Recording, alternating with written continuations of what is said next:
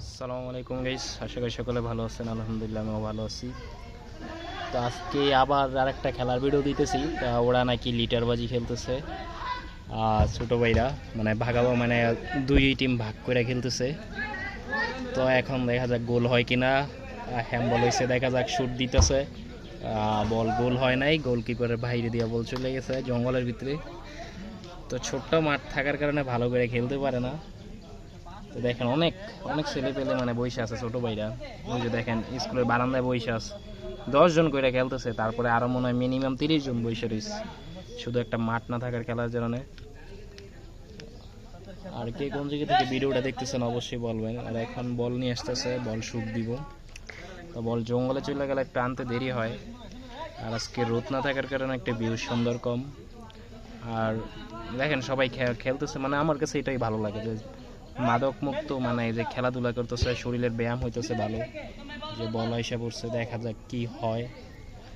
মাত্র খেলা শুরু হয়েছে, একটু আগে খেলছিল নাইলা টিকোজারিয়া, তো নাকি কারা দিচ্ছে জানি না, আমি সঠিক পরে আসছি। গোল হয় কিনা দেখা যাক। গোল কি সামনে, বল বল আউট হয়ে গেছে। এই সুমনটা বাদ দিয়ে দেন, হ্যাঁ দামরায় বল আউট করে লাত্তি মেয়েরা। দেখেন আশা করি সকলের কাছে ভালো লাগবে। ছোট ভাইদের খেলা আপনাদেরও প্রতিটি গ্রামেই হয়। দেখা যাক গোল হয় কি না। বল নিয়ে যাচ্ছে কিন্তু না, বল এদিকে চলে আসতেছে। বল মানে গোলকিতে এখনো চাপতেছে না।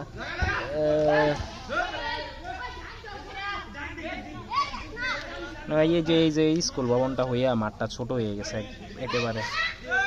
আগে মাঠটা বড় ছিল, কিন্তু এখন একদম ছোট হয়ে গেছে। আসলে এই বাচ্চাদের খেলাধুলা ভালো লাগে। আমি এসে খেলাধুলা দেখি বিকালবেলা, মানে সময় কাটে না, তো এই সময় এসে ওদের খেলাধুলা দেখি। দেখা যাক গোল হয় কিনা। না, একটু মানে জোরে শট দিলে বল হারায় যায়।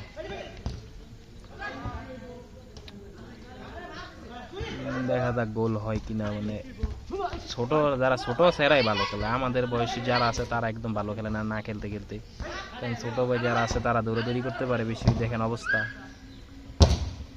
দেখেন কি শট মারে। আমি তো ওই দিন খেলছিলাম, একটু পোলা পানিতে যাই লাথি মারে, দিঘা ভয় লাগে, পরে আর খেলি না। আজকে গেলেন নাকি একটা গোল হয় না, একটা গোল হইব। এ কই শুট দিছেন?